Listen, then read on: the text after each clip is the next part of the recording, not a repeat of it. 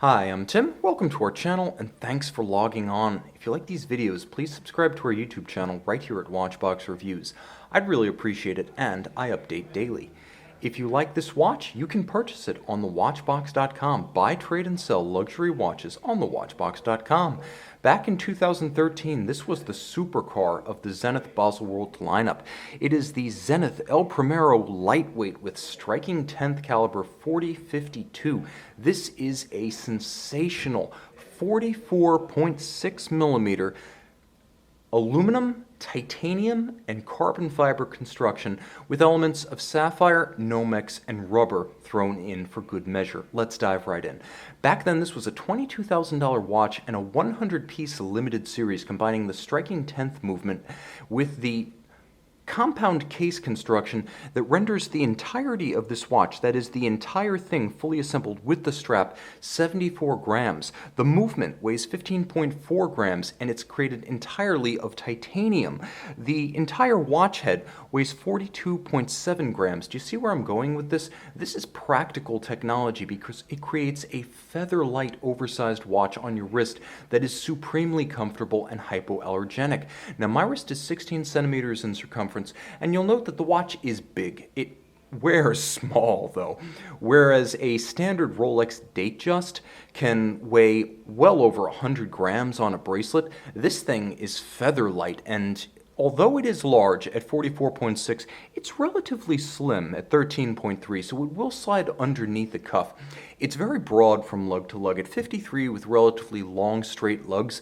If this were a metal watch, I would have reservations about fit on smaller wrists, but as feather light as it is, I would say you could wear this watch comfortably and with security on a wrist as small as 14 centimeters in circumference.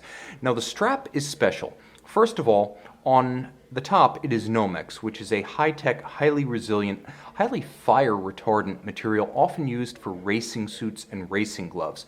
You'll note that it's thick in cross-section, and on its underside, it's made of natural vulcanized rubber. So this is not a silicone strap. This is rubber and substantial. The combination of the thick rubber and the Nomex giving every indication that this will be a half-decade strap or more.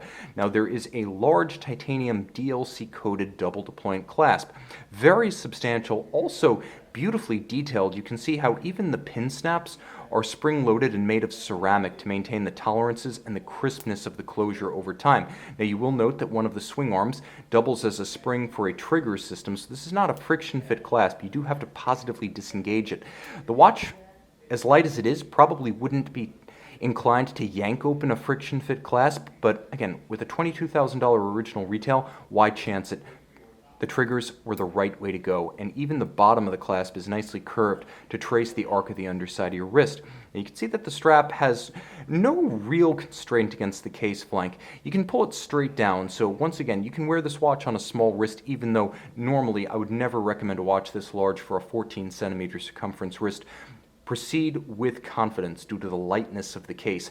Also, note that it's not simply the panoply of advanced materials, but also the structure of the case that gives the watch its light mass. You can see how the lugs themselves have been hollowed out, and there's a dramatic relief of the case band on both sides.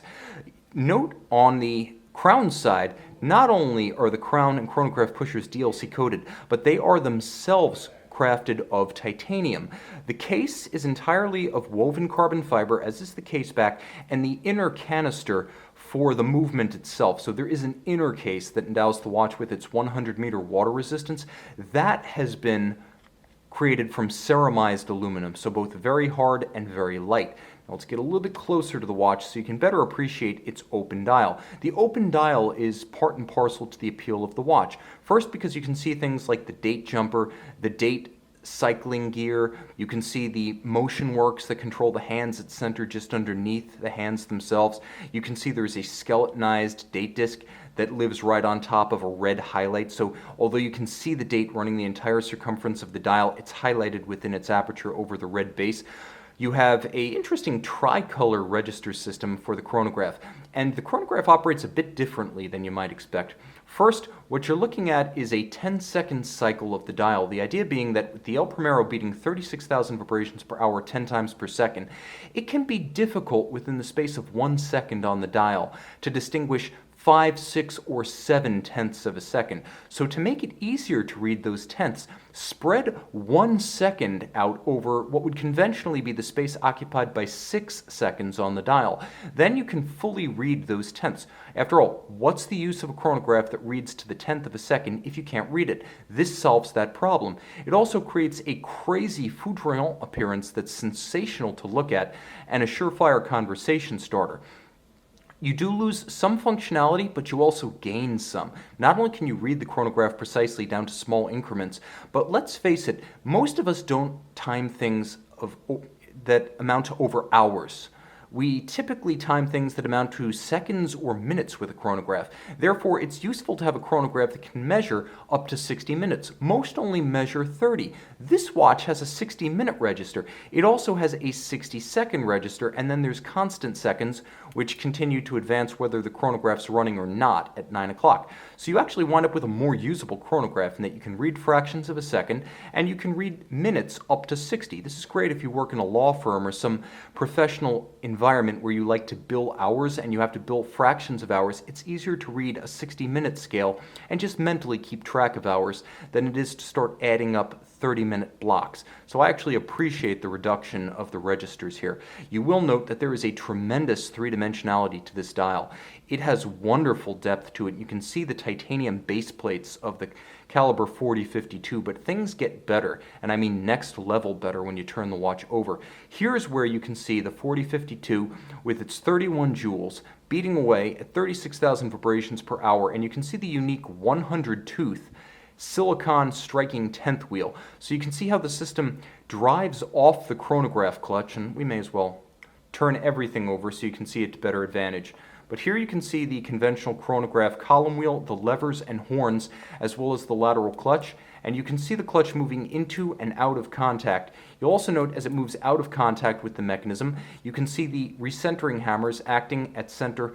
The El Primero has always been a very open and visible automatic chronograph. Some of them give you nothing, hidden under winding bridges and buried vertical clutch systems. With the column wheel and the lateral clutch, you see everything, including everything that has been added to make the movement different, like the silicon system. Don't believe the press for this watch. It does not feature a silicon escapement. It features a good old-fashioned watchmaker serviceable Swiss lever in metal with pallet stones from synthetic rubies. You will note all of the primary structures of the movement, the bridges and the plates constructed of DLC blackened titanium. Even the case back of the watch has a darked out aesthetic with silvered wheels. It's a different look and an intriguing one. Though mostly machine finished, it's beautiful to see because it's so relentlessly mechanical and visible, and of course very, very light. This was the flagship of the line. It's still one of the greatest Zenith El Primero variants ever created. It still has all the lovable underlying features of the El Primero, the first high-beat integrated automatic chronograph caliber, first launched in 1969, still going strong. 52-hour power reserve, bidirectional winding, a quick set for the date. This one with the sensational striking 10th system. A surefire conversation starter and a watch nerd watch for the hardest of the hardcore. This is the Zenith El Primero Lightweight Striking 10th. Do not confuse it with the impoverished 2014 edition of 250 pieces. This is the 2013 model, the original and still the best. And we're back with the El Primero Lightweight Striking 10th. As you can see, this is a full-service sports watch, 100 meters water-resistant, automatic winding, and fully luminescent. See it by the light of day on the watch box.